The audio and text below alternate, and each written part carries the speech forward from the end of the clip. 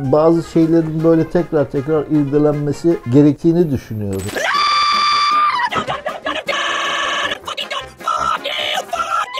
Çok iyi bir şey yaptın. Bak şimdi geçenlerde de yine bununla ilgili bir haber vardı. İlahiyatçı abi. Bak nasıl bağlıyorum konuyu. Çağrışım yaptı bence çünkü çok benziyor mevzular. İrdelenmesi lazım derken. Abi ilahiyatçı, profesör çıktı açıklama yaptı. Diyor ki sünnet de Yahudilere farz olan bir görevdir. Mesela Tevrat'ta şöyle bir şey var. İbrahim Aleyhisselam Allah'ın emrine uyarak 99 yaşındayken 3 yaşındaki oğlu İsmail ile birlikte aynı günde sünnet olmuştur. Şimdi Allah Teala herhangi bir konuda Tevrat'ta bir hüküm koymuşsa Kur'an-ı Kerim'e ya onu aynısıyla alır ya da hayırlısıyla alır. Aynısıyla almamış. Kur'an-ı Kerim'de sünnetle ilgili bir hüküm yok. O zaman öyle bir hüküm yoksa hayırlısıyla almış sayılır ve bizden sünnet hükmünü kaldırmıştır. Dolayısıyla yani Kur'an'ın koyduğu prensiplere göre İslam'da sünnet diye bir şey yoktur. yani sünnet yok diyor, kestirme mestirme falan filan O hikaye. ötekini kastetmiştir canım.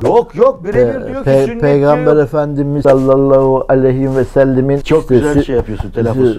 var ya onlar. O sünnetleri değil. Bu bayağı bildiğin. Bildiğimiz Evet, bildiğin o çükün öndeki küçük parçanın alınması. Sümerlerde de vardı sünnet. Sümerlerde de var. Zaten onun babası nerede var? Antik Mısır'da var. Hatta onun hieroglifte de var böyle. Dalga motorunun ucunu kesiyor. Yani öyle. Eski Mısır'daki en önemli uygulamalardan bir tanesi sünnet. Sünnet hem sağlık için hem aynı zamanda toplumda kategorisinin yükselmesi için yapılan bir işlem olarak kabul edilmiş. Malafatın Orada ucunu her falan şey yazıyor. eti böyle. Hierogliflerde her şey yazıyor. Her şey yazıyor. Adamlar oraya not etmişler. Bak bunu böyle yapacaksın. Bizim kültürümüz şu falan filan diye adamlar oraya nakşetmişler. Nakşetmişler onları oraya. Şimdi peki ben abicim soruyorum o zaman. Şimdiye kadar kestirdik biz bunları. Ne oldu? Patladı. Sünnet derisi enjekte etmiş yüzüne. Gençleşmek için. Ne yaptın sen şimdi bana? Ne yaptık hayatım? Biz sünnet derisinden elde edilen böyle fibroblastlarla senin derini canlandırdık. Böyle iyice bebek gibi olacak. Evet. Sünnet derisinin içinde gençleştirici bir madde varmış. Maddeyi böyle vakumlayıp çekip alıyorlarmış. Ondan sonra onu da yüze, kola, bacağa. Erkekler de yaptırıyormuş bunu arkadaşlar. Dünyada zaten ortalık yıkılmaya başlamış. Şimdi sünnet kampanyaları falan başladı. Herkes o derinin peşinde. Genç görünmek için o sünnet derisi getirene, bir çuval sünnet derisi getirene falan gibi artık kampanyalar falan da görürsek şaşırmayalım diyorum ben. Çünkü gençleştirici özelliği var. Ne diyorsun sen ya? Gençleştiriyor ya. Kimden hesap soracağım? Kimden hesap? Ben onu soruyorum şimdi. Ya İslam'da yok. İslam'da var diye kestiler bizi ya. Bir ay ben yatakta yattım ya, hatırlıyorum. Bir ay, bir de onun enfeksiyonu var, şeyi var. Evet. Ayrıca zevk almanı engelliyormuş. Çocuk üremesinde bir sürü zararı falan var yani. Allah Allah. Do I regret getting circumcised? The answer is yes. Okay? The reason I regret getting circumcised is because I lost most of the sensitivity. I'm talking like 90% of the sensitivity was lost. Okay? So if you're uncircumcised, you probably know that touching the head of your penis or when it rubs against your underwear feels very uncomfortable. It's very sensitive. And this sensitivity is what leads to pleasure during sexual intercourse. Mısır döneminde, o antik Mısır döneminde şöyle zararı varmış. Deniz ucunun arasına toprak, kum, mum, yaşam şartları, sterillik olmadığı için orada mikroplanıyormuş. Mecburen orayı kesiyorlar ki hani orası iltihaplanmasın, mikrop kapmasın falan filan diye. Kadın sünneti onlar de var kültüre göre, kendi kültürüne göre adam hayatta kalmak için adam Peki bir şey bu buluyor. kadın sünneti yapanlar ne olacak? O Kadın zavallı. sünneti yapanlar da Afrikalılar. Afrikalılar ya. Onun temelinde de şu var. Şimdi şey var ya abi. Yani abi inanç... Klitoris var ya, klitoris. Klitoris küçük penis anlamına geliyor. Namı diğer klitoris. Bugün size klitoristen bahsetmek istiyorum. Erkekteki penisin karşılığı olan zevk alma organınız. Dışarıdan baktığında sadece baş bölgesini görüyorsunuz.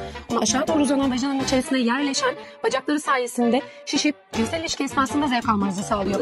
Biraz başının yumuşakça şefkate ihtiyacı var ve penis vajina birlikteliği yoluyla da penisle sürtünmeye ihtiyacı var. Bu sayede zevk alıyorsunuz. Dışarıdan gözüken kısmı vulvanın üstünde, yani vajinal kanal ve idrar deliğinin üstünde bulunan bir organdır. Dışarıdan gözüken kısmı aşağı yukarı küçük parmağın başı kadardır ve içeride vajinal kanalın, yani bizim gözle göremediğimiz vücudun iç kısmında kanalın iki tarafını kaplayan kanatları vardır. Kadın sünneti de o klitorusu kesiyor ki kadın diyor erkekleşmesin. Yani tam rahminden, vajinasından, o süsünden, biliyorsun aynı zamanda süs olarak da geçer vajina. Yani en değerlisi onları bilmiyordum. Yani bunlar sembolik literatürde var. Gerçekten gerekli mi de onu da bilmiyorum yani. İşte o şeyi kesiyor, klitorisi kesiyor ki oraya da direkt diyor hani vajinadan zevk al, klitoral zevk alma. Yani sen tamamıyla kadın, dişi enerji ol işte diyor. Bunlar hep üst yapı rahip kral yüzünden. Yine Mısırlılara tabii geleceğiz. Yine bir inanış. Sümerlere geleceğiz. Hep oyalama taktiği yani.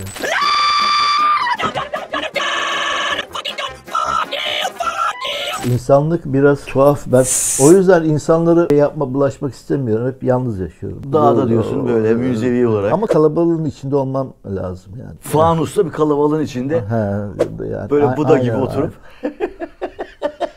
etrafı. Bir de kafamız şöyle 360 derece dönüyor olaydı. Polis sireni gibi. Falan gibi. Ya demiş Onu şu senin anlamadım. most. Onu anlamadım. Niye? Ya sen fanus içinde halk kalabalığın arasındasın ya. Kafan da dört tarafa şöyle dairesel bir şekilde 360 derece dönüyor olsaydı. Kameraya yerleştirsek olmaz mı? Ya kamerada zaten o zaman ona bakarsan hiç bakmasan bile iç görünle sen her tarafı sen görebilirsin. O da Ya aynı. frekans atarsın. Tabii böyle frekanslar çarpar, var. çarpar geri gelir. O değil de oğlum frekans dedim aklıma geldi ya. Gama ışını geliyormuş ya Mart'ta. Diyor ki bak güneş patlaması olacak. Bütün şey olacak falan. Çok büyük bir... Hepimiz halk mı olacağız? Gama ışınları evrendeki en vahşi, en güçlü cisimler ve olaylar sonucunda ortaya çıkar. Evrenin çok uzaklarına kadar yolculuklarını sürdürürler. Ve bu yolculuklarını bazen dünyanın atmosferi tarafından emilerek sonlandırırlar. Kötüler temizlenecekmiş. O gama frekansı, ışığı, enerjisiyle kötüler çıldıracak, intihar edecek. Hatta kendi kendine böyle yaracaklar. Ben nasıl bir insanım falan filan diye. Yani öyle bir gamaya da kimse şey yapamıyor. Gama geldiği zaman Allah böyle kitap dinlemeden herkese böyle vurduğu gibi şey yapıyor. İşte o, kurtulamıyormuşsun yani. Halk var ya Yeşil'de.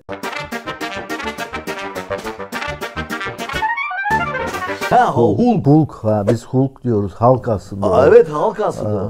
Ama o nasıl olmuş? İşte trafik kazasından sonra hastanede karısını kurtarmaya çalışırken arabanın altında gama ışınlarına maruz kalıyor. Sonra arabayı kaldırıyor. Yani o yüzden enerji şeyi de biter. Gama da güç mü veriyor o acaba? Ama herkese güç vermiyor demek ki. Ama iyi güç veriyor. Kötüler de yok olacak deniyorlar. Öyle bir gama vuracak ki. Ama şimdi kim iyi kim kötü nasıl anlayacağız onu? Sana bir şey söyleyeyim mi? Mission Impossible var. Değil mi? Evet. Görevimiz tehlike. Impossible. Impossible. Evet, tehlike. Lazca. İngilizce.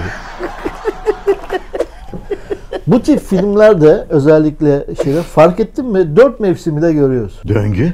Mesela adam gidiyor bir yerden kar yapıyor, kayak yapıyor, işte ateş ediyorlar, kısa kaçıyor falan. Ondan sonra birden bir sonraki sahnede işte Hawaii'de plajda kısa kollu falan. Bir yerde yağmur yağıyor falan. Her masada varım demek istiyor herhalde. Evet. Olmadığımız masa yok evelallah. Tüm masalarda varız çok şükür. Ama bak dikkat et, sen bunu dikkat etmemişsin. Ben dikkat ettim. 4 mevsimi yaşatıyor sana filmde. 4'ün de muazzam şeyi var biliyorsun. 4 numara. Pozitifinde pratik, çalışkan, yapıcı, sadık, hizmet odaklı. Tabii selam var ya işte her yere 4 çakanlar var. O da Yahudilikten geliyormuş ayrı mevzuda. O 4 Rabia hareketleri Yine var. Sümerler ya antik. Ha tabii Sümerlere gidiyor işte. Niye 4 mevsim? Onu anlatıyordun. Ha filmlerde sen niye unutursun diye bir şey hatırlatayım dedim. Unutmuştum zaten. O kadardı yani. Sen niye? Hani bir ölümsüzlüğün sırrını verirsin falan öyle de hala bilgiyi kurdukluyorum. Yok sen biliyorsun diye ben sana şey yaptım. Şimdi ya hep de böyle yapıyorsun hani bir şey söyleyecekmiş bir ölümsüzlüğün sırrını verecekmiş gibi yapıp ondan sonra bu kadar da buraya kadar. Bundan sonrasını yolu sen katırlarla devam edeceksin falan. Elon Musk gibi hep bana sürekli bir şey istiyorsun. Babacığım tamam, bu kadar işte. Çile atıyorsun ortaya bir şey atıyorsun ondan sonra bizi böyle bir meraklandırıyorsun. O an bunun bildiği çok başka bir şey var tamam, herhalde. Ben tohum atıyorum. Ondan sonra da tutup sen de araştır bir şey yap yani. Sürekli bir şey bekliyorsun. Ya belki sen o verdiğin şeyden sonra araştıracağım. Yani sen ölümsüzlüğün verdim işte. 4 tane şey gösteriyordun. Git bak niye yapıyorlar. Christopher Nolan şeye git bak. Neydi?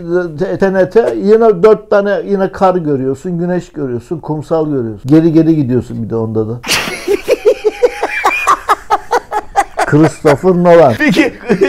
Niye yapıyor yani bunu? Niye yapıyor? Yapar ki abi. 4 tane. Evet, yani hepsini ben sana... Ya benim kafamda tabii gibi düşünce var. Hepsini seni anlatma. öyle bir tur attırıyor. Bir döngülendiriyor seni. Kahramanın yolculuğu gibi 12 tane şey anlatıyor ya. Evet. Mission Impossible 1 kahramanın yolculuğu gibi herif onu şey yapmış ama 4 mevsim. Ben sana söyleyeyim niye 4 mevsimi yaptıklarını. Burada aslında Jung'un söylediği arketipler arasında seni dolaştırıyor böyle. Yine o kahramanın yolculuğu mantığı üzerinden. İlkbahar arketipi nasıl farklı. keşfediyorsun? Ondan sonra gördün mü bak? İlkbahar yaz arketipleri farklı. Sinirlenmeyeceksin.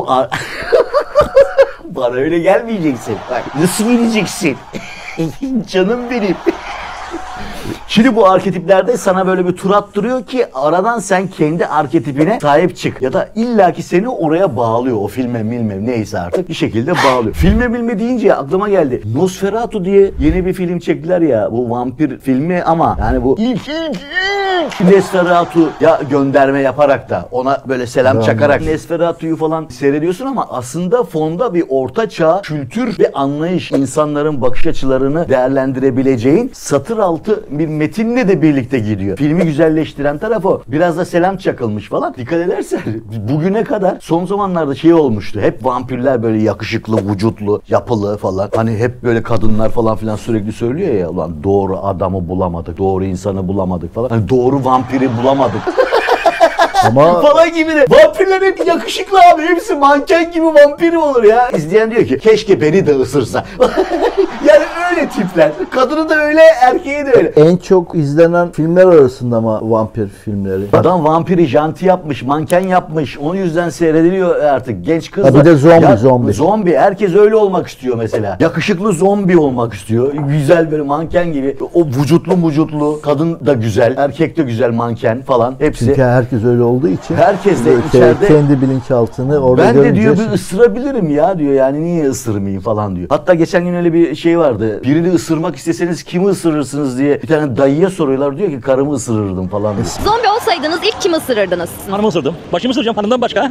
Benim hanım 20 gün oldu Ümre'ye gideli. 20 günden beri hasetim. Gel ve demeye her taraflarını ısıracağım yani. Isırmadık yerini asla bırakmayacağım. Zombi olsanız olmasanız da hanım ısıracaksınız. Isıracağım. Başka yok. Ne ısıran başka? Sen desem ayıp olur. Sen benim torunum sayılırsın. Sevdiği o çünkü. Tabii kimi seversen onu ısırırsın. Sevdiğini öldürür derler bir de öyle bir şey. Evet, ben de en çok söylediğim şey şudur. Bükemediğin eli ısır. Isır. Bükemediğin eli ısır. Evet güzel. Yani tweet olur mu da ha? Tweet derken hani X'e paylaşırsın. Platform X. Evet. Platform X, eski adıyla Twitter, yeni adıyla Platform X. Platform X'e geçiyorum. Ben bıraktım. Yavaş yavaş bırakıyorum. Zaten 20.000 kişi falan Blue Sky mı ne var? Eski Blue Sky'deyiz artık ya. Artık bundan sonra. Yani oradan yürüyor. Yeter yani orada paylaşımlarımı şey yapacağım. Abi adam faşist çıktı ya. Göğe Trump'ı geçen yıl engelledi. Bu yılda yanında savaşıyor ya. Zaten Elon Musk yeni dönemin yapay zeka profesörü olarak seçilmiş adam. Yani dünyanın dört tarafından bu yapay zekanın başına bunu getirecekler. İstenen şey o. Musk modern yapay zekanın gelişimindeki kilit isimlerden biri olmaya devam ediyor. Ve kendi üreten yapay zeka sistemi Grok AI'yi geliştiriyor. Diğer yapay zekaları da buna bağlayacaklar bence. Bak görürsün yakında. Bunlar kendilerine bağladılar. Hortumu kendilerine bağladılar. Çin yine oradan bir şey çıkarır ya. Ben Çin sempatimi topluyor benim yani.